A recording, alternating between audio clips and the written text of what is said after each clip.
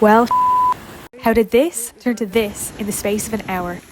What the hell was I doing out here? Welcome to week 14 of my hike on the Pacific Crest Trail.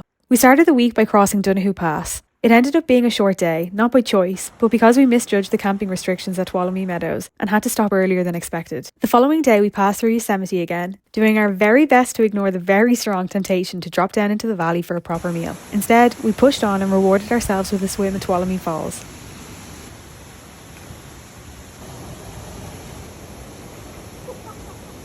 The next day was hands down one of the scariest days on trail. We reached Miller Lake and went for a quick swim, but almost immediately the sky turned dark and thunder started booming. By the time we reached Matterhorn Canyon, we were sheltering under our tent fly, trying to work out what to do next. And as if we didn't have enough going on, the zip on our tent fly decided to break. At least we had a window now, I guess. Going up Benson Pass wasn't an option with the lightning, and then things escalated fast. We could hear water everywhere. Rivers were forming around us, tearing through the trail. The small stream we had crossed earlier, barely ankle deep, turned into a raging brown river carrying tree limbs and debris. We were stuck between multiple rivers and had to carefully cross the smallest one just to reach higher ground. Eventually, when the rain eased slightly, we pitched the tent and climbed into wet sleeping bags completely shattered.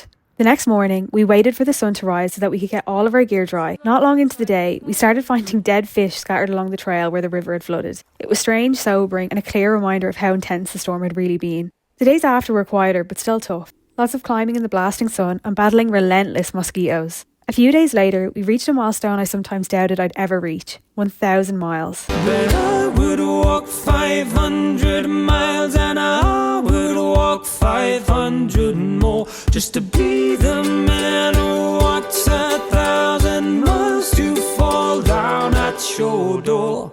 Oh!